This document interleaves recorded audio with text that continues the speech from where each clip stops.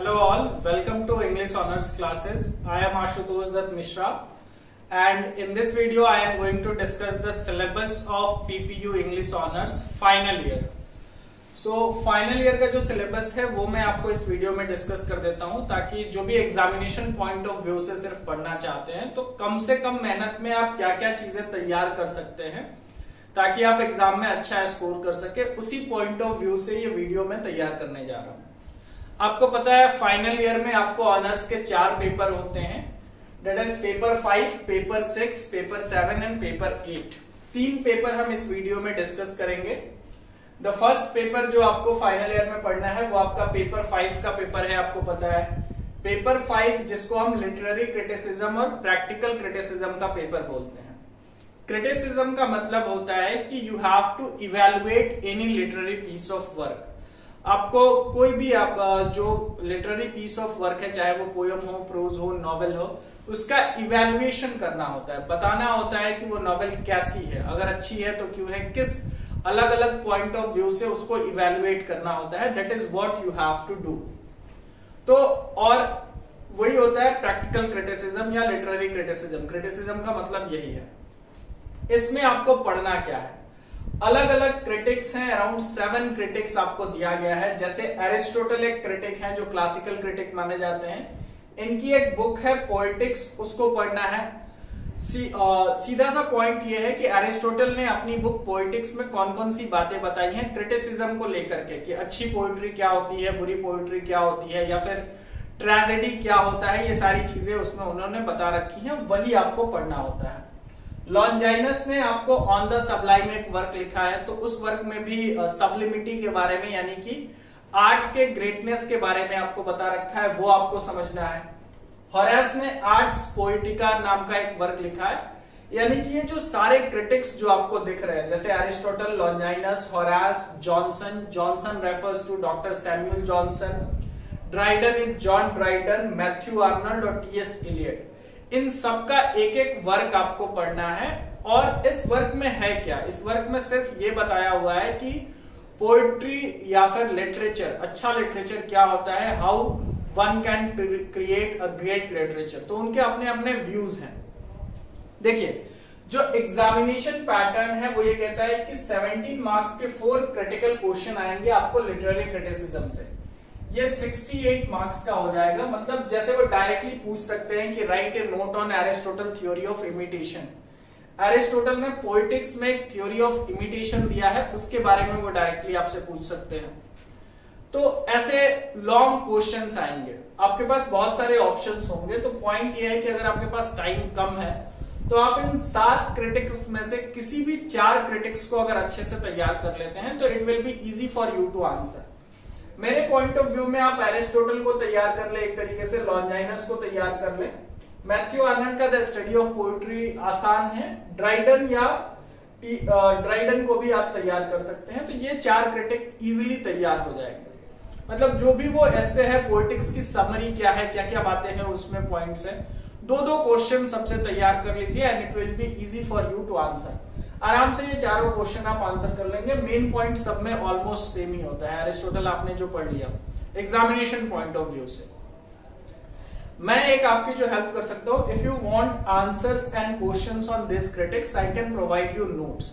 You can contact us on the given number that is mentioned here in the description box.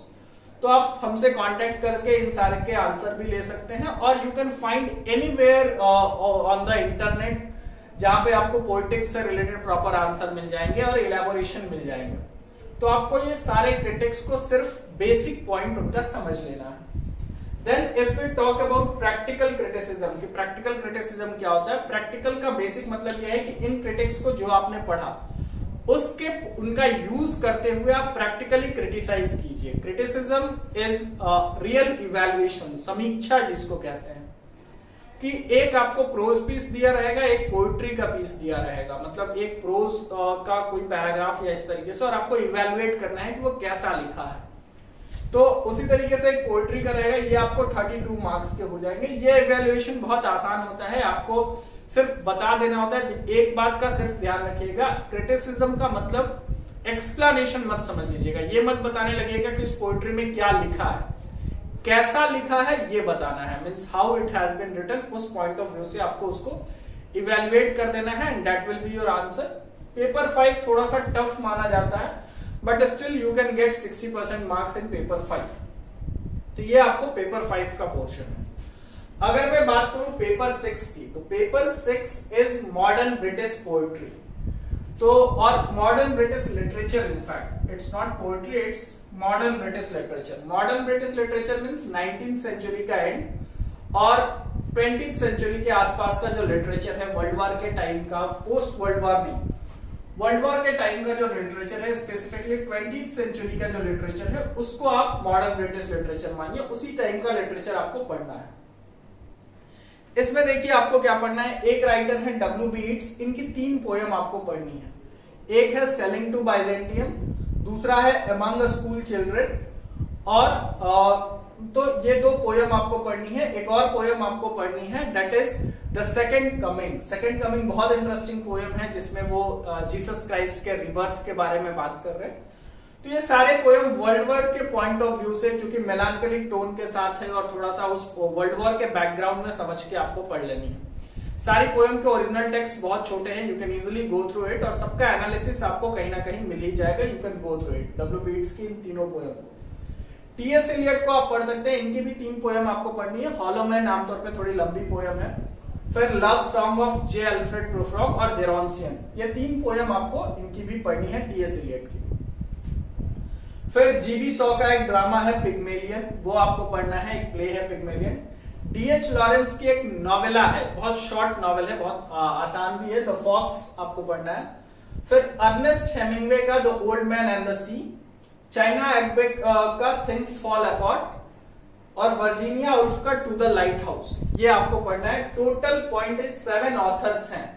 लेकिन देखिए question pattern इसका भी जो है वो बहुत आसान है। इसमें भी वो आपको इस तरीके से पूछेंगे, 2 एक्सप्लेनेशन आएगा और फिर 4 क्रिटिकल क्वेश्चंस आएंगे। तो आप कोई भी 4 राइटर को अगर आप तैयार कर लेते हैं, बहुत आसानी से अगर आप तैयार कर लेते हैं, तो it will be easy for you to manage in the exam. मेरी सलाह यह है कि W.B. Yeats के पोयम को आप पढ़ जाइए, T.S. Eliot के सारे पोयम को पढ़ जाइए, G.B. शॉ के पिग्मेलियन प्ले का समरी और उससे 1-2 क्वेश्चन तैयार कर लीजिए कि what is the theme of Pygmalion, और किस तरीके से थीम क्या है, टाइटल पिग्मेलियन की बेसिक कहानी आपको पता होनी चाहिए, ग्रीक माइथोलॉजी से जो रिलेटेड है, और फिर प्ले में उसका क्या इंपॉर्टेंस है, तो टाइटल के बैकग्राउंड के बारे में आपको पता होना चाहिए। D.H. लॉरेंस का द फॉक्स पढ़ जाइए, बहुत शॉर्ट नॉवेल है, उसकी कहानी आप आसानी से समझ लेंगे। तो समरी के पॉइंट ऑफ व्यू से कम टाइम में जो तरीका है वो यही है। फिर वी हैव अर्नेस्ट हेमिंग्वे, और ये सारी चीजें आप मैनेज करके, मतलब ऊपर के 4 राइटर्स भी अगर आप पढ़ के चले जाते हैं तो it will be manageable in the examination. Exam में आप आसानी से पेपर 6 भी मैनेज कर सकते हैं। Now coming to the paper 7। Paper 7 आपका इंडियन इंग्लिश लिटरेचर, ये सबसे आसान पेपर माना जाता है जो आपका इंडियन इंग्लिश लिटरेचर, क्योंकि ये इंडिया में रह करके लिखने वाले जो इंग्लिश ऑथर्स थे, जो इंग्लिश लैंग्वेज में लिख रहे थे, उनकी क्रिएशंस आपको पढ़नी है। जाहिर सी बात है, ये भी 20th सेंचुरी या जो कॉलोनियल टाइम पीरियड था उस टाइम पीरियड का ही लिटरेचर है मोस्ट ऑफ द, और थोड़ा पहले का कुछ एक आपको मिल सकता है 19th सेंचुरी और 20th सेंचुरी के आसपास का लिटरेचर। इसमें देखिए जो क्वेश्चन पैटर्न है वो क्या है और क्या आपको पढ़ना है। एक 11 पोएट्री पढ़नी है जो आपको ऑफिशियल, जब आप सिलेबस आपके पास होगा ही पीपीयू का, वो 11 पोएट्री आपको उसमें से पढ़नी है, सब छोटे छोटे पोयम है। 6 प्रोज पीस पढ़ना है, वो भी छोटे छोटे प्रोज पीस है, उसमें 1-2 स्टोरी है, बाकी आर्टिकल्स हैं, या फिर आप आर्टिकल्स टाइप ही ऐसा समझ लीजिए। तो 11 पोयम्स या पोएट्री आपको पढ़नी है और 6 प्रोज पढ़ना है, और 5 फिक्शनल नॉवेल्स पढ़ने हैं। जो क्वेश्चन पैटर्न है, नॉवेल में आपको क्या पढ़ना है, मुल्क राज आनंद का अनटचेबल्स पढ़ना है। It's a very interesting story of बाखा, और बहुत पॉपुलर हुआ था अनटचेबल्स उस समय। दूसरा आर.के. नारायण का वेटिंग फॉर द महात्मा आपको पढ़ना है। तीसरा के देसाई का द इनहेरिटेंस ऑफ लॉस, ये भी एक नॉवेल है, वो आपको पढ़ना है। फिर नेक्टार इन ए सी, के मार्कंडेय का एक नॉवेल है, वो आपको पढ़ना है। और फिर है the God of small things, Arundhati Roy का, ये आपको पढ़ना है।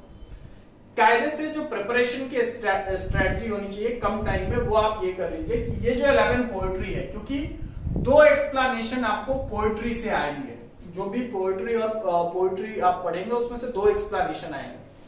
तो कायदे से इसमें से अगर आप कोई भी 6 पोयम जो भी आपको आसान लगे, जो भी पोयम है आप उसको गूगल कीजिए, उसको पढ़िए, जो भी पोयम आपको आसान लगे आप उसका एक्सप्लेनेशन आराम से देख सकते हैं और आसानी से 6 पोयम अगर आप कंप्लीट कर लेते हैं तो आपको ये एक्सप्लेनेशन पकड़ में आ जाएंगे। वहां पे ऑप्शंस रहता है।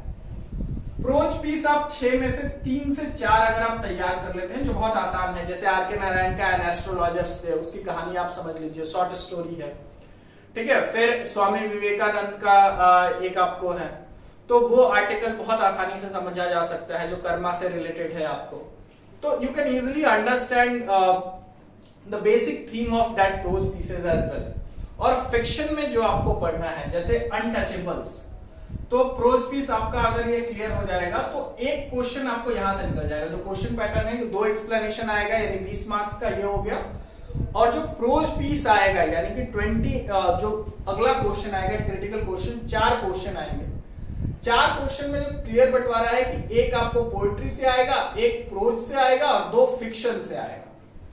तो पोएट्री आपने 6 पढ़ी होगी तो वो एक आप आसानी से सॉल्व कर लेंगे, एक आपको प्रोज से आएगा, 3-4 प्रोज अगर आपने पढ़ा होगा तो आप आसानी से सॉल्व कर लेंगे। थीम वगैरह से रिलेटेड आते हैं सब में कि भाई उसमें वो जैसे स्वामी विवेकानंद अपने उस आर्टिकल में क्या समझाना चाहते हैं, एस्ट्रोलॉजर डे का बेसिक थीम क्या है, उसके जरिए क्या पॉइंट आउट किया जाना चाहता है, आर के नारायण के बारे में इसे रिलेट करके आपको पूछ सकता है। कोई भी क्वेश्चन बहुत बेसिक आते हैं। फिक्शन से 2 ही क्वेश्चन आएंगे और आपको पढ़ना कितना है, 5 फिक्शनल नॉवेल पढ़नी है, तो 5 पढ़ने की जरूरत नहीं है। अगर आप कायदे से कोई 2 भी पढ़ लेते हैं तो वो ऑप्शन, सेफ्टी के लिए आप 3 पढ़ लीजिए। और मेरे हिसाब से जो आसान होगा आपको पढ़ने के लिए, जिसपे इजिली कंटेंट भी आपको मिल जाएंगे, वो है अनटचेबल्स, दूसरा है वेटिंग फॉर द महात्मा, और तीसरा गॉड ऑफ स्मॉल थिंग्स पढ़ लीजिए। थोड़ा सा टिपिकल है बट नेसेसरी है, वो आपको पढ़ना चाहिए, इंटरेस्टिंग है। तो God of small thing Arundhati Roy का, इन सब की समरी समझ लीजिए, थीम समझ लीजिए, एक पर्सपेक्टिव डेवलप करने की कोशिश कीजिए और एक आंसर, एक प्रॉपर मास्टर आंसर डेवलप करने की कोशिश कीजिए। तो ये आपका जो 4 क्रिटिकल क्वेश्चन है, 2 फिक्शनल, एक पोएट्री और एक प्रोज से, ये निकल जाएगा। तो पेपर 7 में ये जो सिलेबस है पेपर 7 का, ये भी आपका कंप्लीट हो जाएगा। पेपर 8 का सिलेबस मैं एक सेपरेट वीडियो में डिस्कस कर दूंगा, क्योंकि पेपर 8 में आपके पास बहुत सारे ऑप्शंस हैं, एसे है, ट्रांसलेशन है, जर्नलिज्म है या फिर अमेरिकन लिटरेचर है। In my opinion American literature is a better option, पर आपने जो भी चूज किया होगा आप उसके अकॉर्डिंग। तो I will discuss the syllabus of paper 8 in next video, और आई होप आपको इससे ठीक ठाक आइडिया मिला होगा। One more thing which I want to discuss, if you want any kind of guidance related to Patliputra English Honors, you can contact us at the given number in the description box. Thanks for watching the video. Have a great day.